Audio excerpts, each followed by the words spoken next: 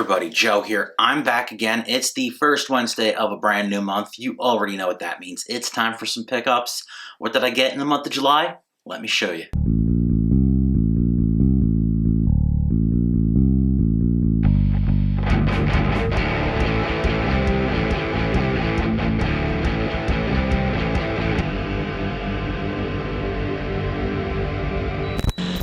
I'm going to kick things off. I've got a couple things that were actually left off of the previous month's pickups video, and I want to show them to you real quick. First things first, I did a trade with my buddy Chris, the Atari Creep, and I got a couple things. Basically, I traded him off a guitar neck. You know, I like fixing up and monkeying with guitars, and actually I think I'm better at like building and like fixing up guitars than I am playing, but that's another story. And well, I traded him off a guitar neck, and in trade, he gave me a couple of games here. And one of them is a Famicom Multicart. Let me see if I can get that sucker in focus here. There you go. You know, your typical Multicart type stuff, 150 in one, bunch of actual quality games. Kind of amusing, he got this modern Ninja Gaiden art on the label, but then they did stuff like that. This next one, this one's kind of an interesting one. Let me see if I can explain this correctly. This is a repro cart of a prototype that never saw the light of day. We actually got the Americanized version of the game, but this is basically the Japanese version of the game that was never released. I think that explains it well. And this repro cart is of a game that would have been called Parody World Monster Party. Yes, Japan never got a copy of Monster Party, and this here is probably what Monster Party would have been in Japan, so that is pretty neat. This next thing I'm showing you, big box, was a thrift shop find in the month of June that I forgot to show off. Got a copy of Guitar Hero Live. I know at one point in time they were having a hell of a time giving these suckers away. You see them in like Five Below and places like that. Well, the day I was in the thrift store, they had about like 5 copies of this, and they were selling them for 10. And I was like, you know what? They were complete, sealed, in box. What the hell? Now we're getting into the stuff that I actually bought in the month of July. I got some games here, got some modern stuff to show you. Might as well kick things off with that. I got one game for the Switch, and that is Pokemon Let's Go Eevee. And one game for the PlayStation 4, and that is Tetris Effect. Come on, autofocus. There you go.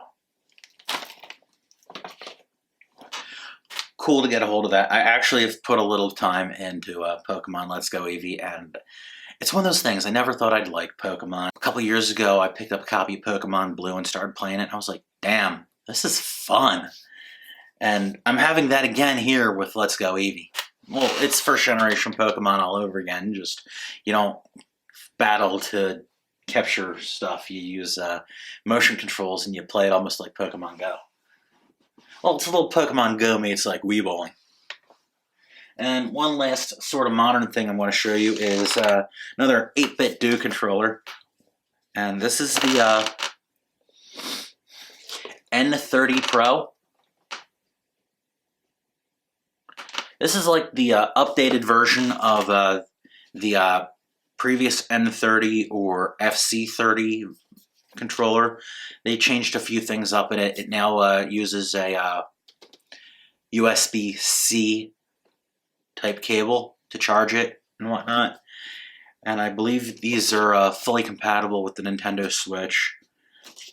So that's pretty neat. I'm going to roll around here because I brought out my box to the FC30 Pro that I've had for quite some time. This is a fun controller to use. It's if you're playing something sort of retro style on your PC, this is something I very much recommend. It's a great controller, or better yet, get this now that this is probably more widely available. Well, you might even find these ones on the used market for pretty cheap now. I believe these things are compatible with, say, the Retron 5 and things like that as well. I've not tried, but I'm very happy to get my hands on this. And also, since I have 2 of them, I imagine I could do some 2-player shit on the PC games. got two more things that I can easily show you. Then the rest, some of them I'm going to have to break out notes on because I have a crazy number of Famicom and Super Famicom games to show off, and not knowing Japanese to get the titles right and whatever, I actually have some notes that I wrote down, and I'm going to have to like read some of that. But first I'm going to show you two games I picked up at the New Jersey GamerCon. I was there, me and my buddy Brian, we popped in there. We weren't there for very long, maybe 3 hours max. And I picked up a couple things while I was there. I want to show you first, I had to hit up my buddy Square Painter, Adam, cool dude if you are not familiar. But bought this Legend of Zelda painting. You know, it's dangerous to go alone. On to the games. First, I got one NES game while I was there, and that was, that's Cubicle. And the next one is Dragon's Fury. If you're not familiar, Dragon's Fury is the Genesis version of Devil's Crush for TurboGrafx 16. They basically changed up a little bit. I dig video pinball games, so that is pretty cool. Now, got my notes right here, and I got my Famicom games over here. Basically, I bought 5 Super Famicom games for dirt cheap at NewJerseyGamer.com. There was a guy with a table. He had a bunch of like common junk type Super Famicom games, 4 for $10. So I was like, I'll look through them, see if there's anything cool there, and maybe I'll grab 4, and I did. I actually bought 1 or 2 of these just on cool label art. So there's that, and I was looking at another game that he had, another Super Famicom game, and I actually was like, I saw the price tag he had on it, and it was $20, and I actually put it back, because I was like, I don't know. And when I said that, and he was like, did you have this game too, or did that get stolen? And I was like, no, I actually put it back. It was like, how much was that? Was that 20? Would you want it for 10? Sold. Hell yeah. So let me just show you these Super Famicom games here. And I'm going to kick them off. This one is, the Japanese name here is Daikaiju Monogatari Story, which translates, I believe, to something along the lines of Super Shell Monsters Story. It's a RPG.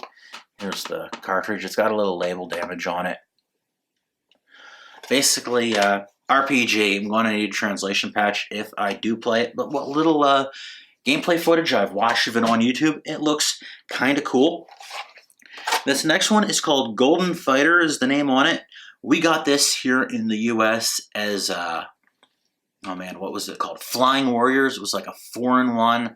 Had like a beat 'em up, a head-to-head, and some other crap. And it's not a great game, but at $2.50, I'll take it. Can't go wrong with like the classic arcade type titles. And this is Space Invaders on the Super Famicom. What the heck? Yeah, we all know Space Invaders. We all love Space Invaders pretty much. I posted a picture of this next one on my Instagram shortly after getting it, just because I found the label art so weird. I actually thought they were playing volleyball when I first saw it, but then somebody explained that it was actually dodgeball. Three on a side dodgeball, that like super dodgeball. You know, that's not the way we played dodgeball in elementary school. Everybody being the nerdy kids with the big rubber balls. I mean, sure, you guys, if you lived in the States, you knew that. I mean, I got hit shit tons of times. Here's that cartridge. Let's get that in there. Let's see if I can get the autofocus. And as you can see by that art, that is a bunch of Mazinger characters and Gundam characters. And turns out there's more to it than just that. There's also Kamen Rider and Ultraman characters that you can play dodgeball as. And that is kind of cool in a weird, quirky Japanese kind of way. And I think there's some other series type game characters. I mean, I don't know too much you know, giant robot anime type stuff, or even giant monster. I don't think everybody there's robots. And that game that dude just said, hey, would you want it for 10, is actually a copy of Super Fire Pro Wrestling X. If you're not familiar with the Fire Pro Wrestling games, basically they made these characters inspired by actual pro wrestlers and shoved them into games, but, you know, tweaked enough that they aren't the actual wrestlers. This was, I believe, an eBay lot that I got for fairly cheap. First one we got Nuts and Milk. Nuts and Milk, that sounds like food warnings, you know, may contain nuts and milk. And we got Clue Clue Land. Sorry, you might hear my dog barking in the background. He does that. This is Mystery Atlantis, or Atlantis no Nazo. This was supposed to be regionalized here for the US as Super Pitfall 2, but that never happened. Next game to show you right here. This is Obake no Kyutaro Wanwan Panic. I believe it was a manga or anime character, probably more manga, like comic strip style, called Little Ghost Kyutaro. Has a little bit of notoriety, and this game was actually reskinned and brought over here in the US as Chubby Charb. But yeah, instead of a Charb, it was a little ghost named Kyutaro. Here's the next game, and it is called Supare Ozumo Sumo, if I'm pronouncing that correctly. Probably not. But yes, it's a sumo wrestling game. No wonder why we did not get that one over here in the States. Here's the next game. The Japanese name is Gekido Pro Wrestle, or we got this game here in the States as Tecmo Pro Wrestling. Basically, they changed up the character look of the little announcer guy in the bottom of the screen, and made a few things that were a little different, but by and large, exact same game as Tecmo World Wrestling. Pretty cool. I quite like that game. This one needs no introduction. Super Mario Brothers. Yeah. It was under $1. In fact, the sumo game, Tecmo World Wrestling, this, and the next two that I'm showing you, these were all games that I bought for under $1 plus shipping from Japan. So there's definitely some price point going on where you can get some games for dirt cheap if you're very careful and know where to look when buying stuff from Japan or Japanese games in general. So yes, we got Super Mario Brothers.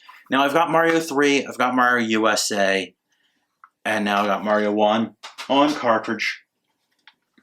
And now the next one, I mentioned in the recent Retro Game Treasure unboxing that I now had 1 through 5 of the Dragon Quest series. That's because during that month I picked up Dragon Quest 1. Just bought it on my own instead of waiting for it to show up in a box. As I said before, I'm canceling those boxes, so I won't be getting any weird crap from them. I'll be seeking out the weird crap on my own now. And this is the last game I'm showing you, but it's not like a grand finale or anything like that. This is another game that I paid under $1 for. And this is called Saint Seiya Ogan Densetsu. Saint Seiya is some kind of manga, from what I understand, and it translates to something like Knights of the Zodiac. I believe this game actually was released in Europe. I've seen pictures of French box art online in my research, but that is the only other thing I saw. And there you have it, a ridiculous number of Famicom and Super Famicom games, plus some other stuff that I bought in the month of July.